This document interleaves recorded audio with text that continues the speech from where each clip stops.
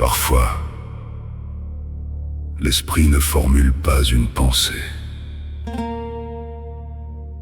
Il reçoit seulement un mot, une image, une insistance intérieure. Ce n'est ni un rêve, ni une réflexion construite. C'est une poussée brève, un éclair silencieux, un mot qui s'impose et qui revient. Ce jour-là, ce n'était pas un nom de guerre, ni une ville assiégée par le feu. C'était une vision de passage, de foule, de frontières, de mer. Alors j'ai écrit. Dans l'habitacle clos, un peuple marche vers une porte entourée par les eaux. La frontière tremble, la foule cherche une arche, et 2 soleils plus tard s'élèvent les échos. Ces mots évoquent une enclave, une porte entre 2 mondes, une ligne fragile entre la terre et l'eau. Un lieu où l'attente, l'espoir, la peur et la détresse peuvent se mêler en un seul mouvement.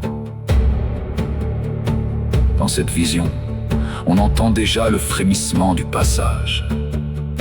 La foule avance, la frontière hésite, la mer encadre le destin, et l'écho du monde arrive après, quand l'événement a déjà pris corps.